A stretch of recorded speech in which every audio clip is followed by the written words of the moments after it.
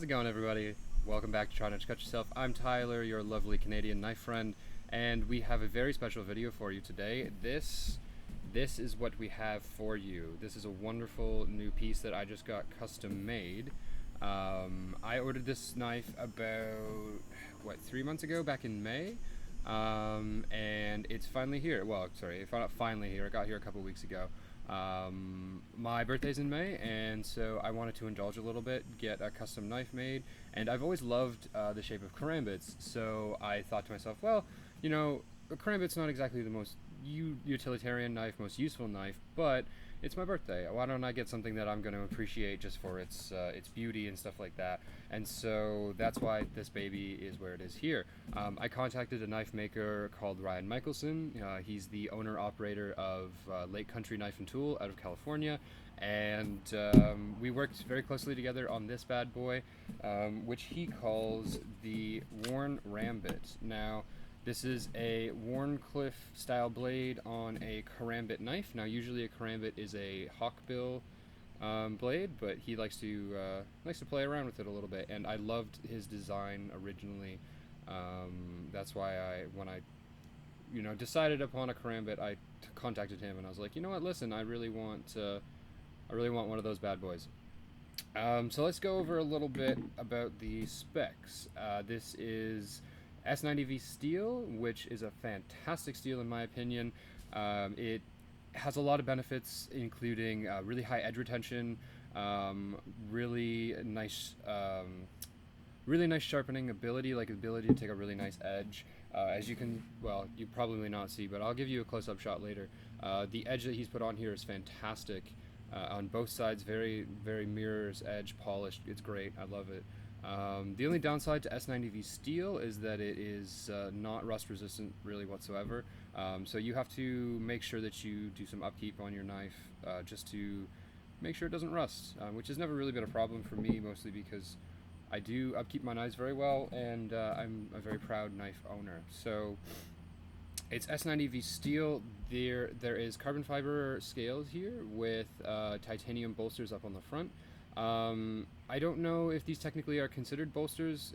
If you can probably see, I think traditionally speaking, bolsters sit on top of the original scale material, so the carbon fiber would be all the way up, and then the titanium would sit on top of it. I don't know if this still counts as a bolster. It doesn't sit on top of it, it's just kind of in front of it.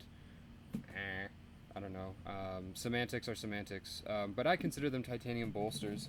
He did a fantastic job on the knife in general, but specifically the scales. I know he had a lot of issues with the titanium because titanium's a bitch to grind. If you didn't know, he went through a very expensive set of belts just grinding these little pieces of titanium, and it also doesn't adhere well with regular epoxy, so he had to throw on some pretty heavy duty like insta-weld kind of stuff to get the titanium to stick to the S90V of the steel. Now, a couple other things that I specifically requested was the karambit ring. I wanted it to be rounded off. Traditionally, his design, it was not squared, but it was very much just a continuation of the rest of the kind of square feeling of the knife. He had, sanded it obviously so it was comfortable. But I much more preferred the rounded look of the karambit ring. The next thing is the swedge up in the top here. Hopefully that'll come up. Like I said, I'll give you a closer view in a second, but I just wanted to give everyone a broad view to start. The swedge up at the top there was something that him and I, and actually a friend of mine, worked on for a day or two, hashing ideas back and forth to try to get something that I liked aesthetically speaking, and then that he could do within the best of his abilities, and I think it turned out really, really well. It's something that it kind of breaks up the huge sheer face that would have been here, and he did a great job of it. He really did. And it's something that you're not going to find on really any of his other karambits, which is really, it's cool. I like when knives are unique, and when I can look at a knife that I have and go, I either A, have the only one, or B, have one of, like 1,000 or 100 or whatever. But like I said, in general, I really like what he did. There's a lot about this knife that I like. There's a couple things that I wish he could have done better. But we're going to go over that today because I like sharing my things with you, and I don't have a lot of other friends to talk to, so lucky you guys. I brought out some tools with me today. I brought a set of digital calipers because it's a custom knife, so we don't exactly know these dimensions we're working with here. So let's get this zeroed, and we'll get these in inches because I know most of y'all are Americans. So the blade length, let's see. Where do we want to measure from? Do you want to measure the cutting surface or the entire blade length? Let's measure the entire blade length. So we're working with a 3.6 inch blade length, which is decent. I remember when we talked about it, I kind of said, you know, around 4 inches would be best. Which it's very much around 4 inches, so kudos to Ryan. Blade width, let's see. So from the top of the swedge here to the bottom of the cutting surface is 1.5 inches, and let's go for handle length next. I don't know, hopefully this is showing up for you guys. Let's see. Now the handle length is 3.55 inches, and I guess that's a little bit overzealous, but we can do that. I remember when we were talking about like how long I wanted it. Normally his karambits are what are considered 3-finger karambits, so the karambit hole goes over your ring finger, and they're generally a bit smaller, but I said screw that, I want a full-on full hand karambit. Ooh, I'm dropping it, because you know I'm badass that way, and I was getting what I wanted. But so I remember I measured the distance of my hand from pinky to forefinger, and I told him exactly how long I wanted the handle to be, because that's exactly how big my hand is. And if hopefully you can tell, my hand fits in here like perfectly. I think he took my measurement specifically and was like, oh yeah, sure, we'll make the handle exactly that long. Let's measure us the ring here. The inner, here we'll use this part. The inner diameter of the ring is pretty much an inch. Yeah, it's almost exactly an inch, which I think he had told me about before. So yeah, so we have about a 3.5.6 inch cutting surface. We have about a 3 point something inch handle and an inch ring. If you're curious on dimensions, that's what they are. I also brought out with me a handy dandy scale. And give it a second to set up. Now I've been told that this scale doesn't handle a lot of weight, so we'll see. We'll see if it likes it or if it doesn't. No, it's way too heavy, it doesn't like it. It only handles up to 70 grams. Sorry, I don't have a more advanced scale for you guys. So you know that it's more than 70 grams. Anyways, I don't know if I showed y'all the sheath. I think I kind of did. This is the sheath that he also made for it. It is carbon fiber looking Kydex with a leather insert on the back. This acts as like a belt loop kind of thing. I believe when he made it, he was telling me he was going for a modified scout carry, as he called it, so it hangs off of the side of your hip. And I will give you guys a shot of it hanging off of my hip just now. And when we come back, I'll switch to the close-up view so we can talk about some of the nitty-gritty things about this bad boy.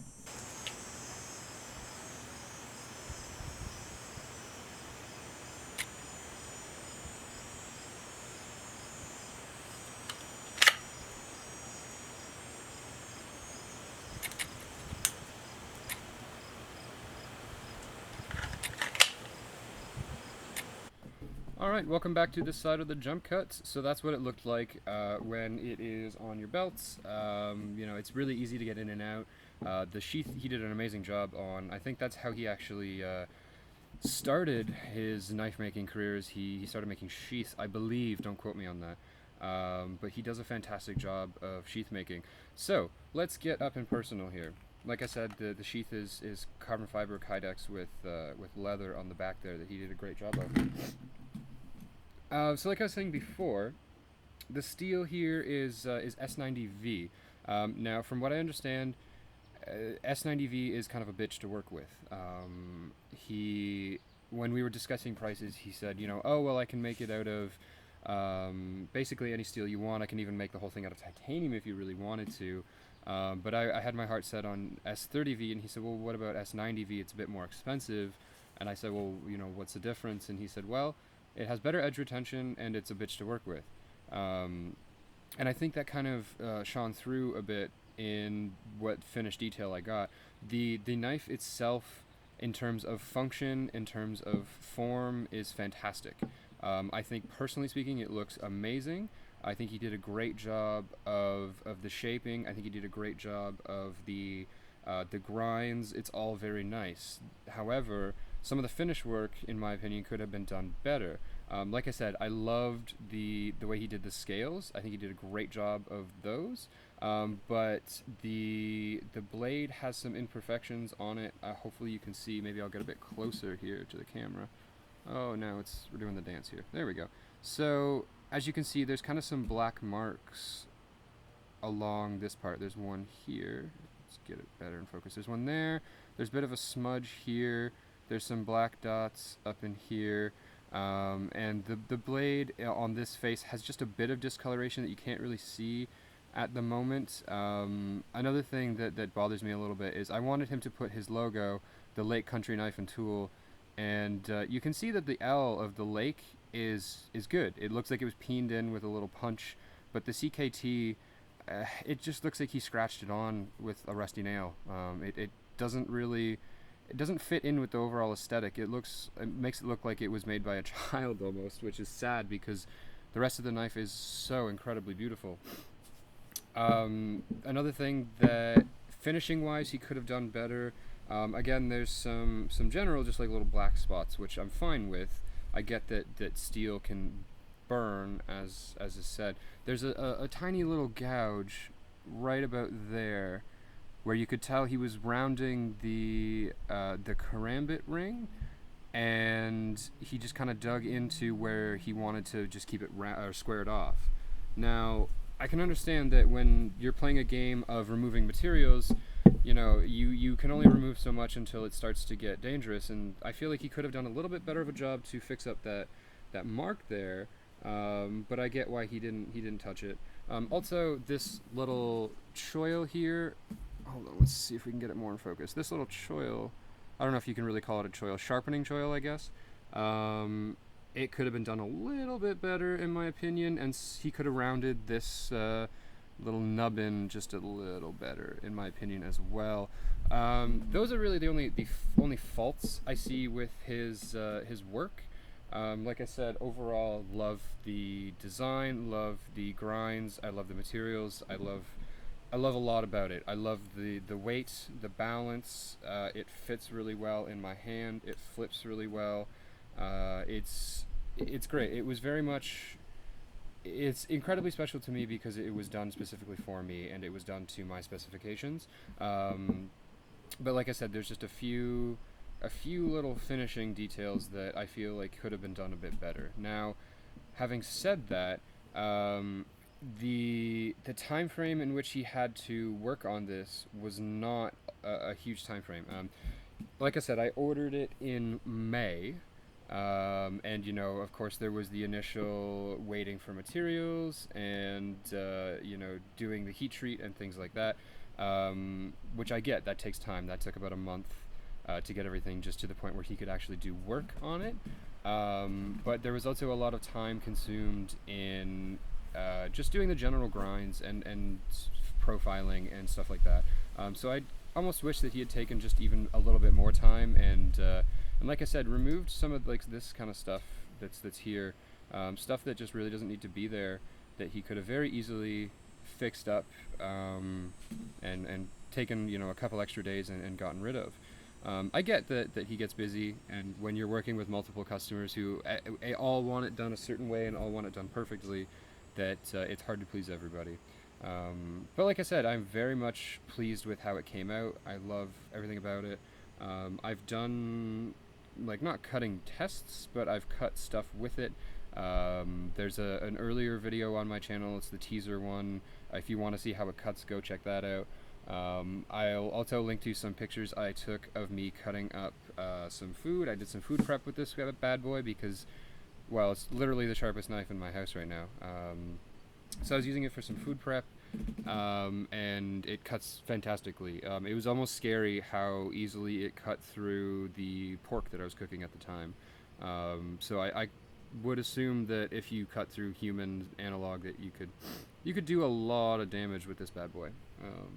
Which it's kind of a shame, because that's what this was designed for, really. Even just the karambit itself is designed as a weapon. It's designed for defensive purposes, and it will never get used for that, because A, I'm not a vicious person. I would never attack somebody or try to hurt somebody, and B, it's illegal to use a knife to hurt somebody in Canada. So yeah, it'll never get used as a self-defense weapon. It'll never get used to do what it was designed to do. It's purely a showpiece, a talking point, something I can pull out later and go, yeah, I had this made by, a person who I guess I consider him my friend now, even though we didn't talk a whole lot through the process. But it's one of the things I love about getting a custom knife made, is the process of communicating with the knife maker, and forming a relationship with that person. It's very much rewarding to go from a design drawn out on paper to having something in your hands that you collaborated on and that you had a part in. It really means a lot to me, and when people ask me, oh, why would you spend that much money on a knife that you can't even use for its purpose, I look at them and I say, well, I formed a relationship in the process. I have something that is finely crafted to the point of it's almost artistry. Really, it is artistry. And I will have it for the rest of my life. I can look at that thing and go, oh, that came from a small shop in California where, I talked with the knife maker for weeks and months to make it what I wanted. He also made me this. Let's see if I can get it nice and this way. See if I can get it nice and close to the camera. There we go. That's I swear I do this all the time. This is a carbon fiber ring. Let's move this over to here. It's a carbon fiber ring. He had started making them, or had been making them, during the time that he had been making my knife. So I just got him to make me one, because I was like, hey, that's cool. Hit me up with one of those, and he did. And thankfully, he was very nice about it. Yeah, so just another little thing I can add to my EDC. Brian Michaelson, otherwise known as Benassi on Reddit, he's one of the moderators for the EDC subreddit. Now, it's really cool when I'm sure he looks at people's posts on EDC and sees, the things he's made included in people's everyday carries. It's got to be a very satisfying feeling for him to look at my posts and see, oh, hey, look at that, he carries that knife all the time, and I made that with my hands, and oh, look, he always wears that carbon fiber ring that I made him, and it's become a staple in my life, and he made that with his two bare hands. So I'm very, very thankful, very appreciative for all the work that Ryan did, and I will cherish this and oogle over it for years to come, hopefully. And I look forward to the work that Ryan's going to be doing in the future. He's done a few folders, friction folders, because that's the next logical progression from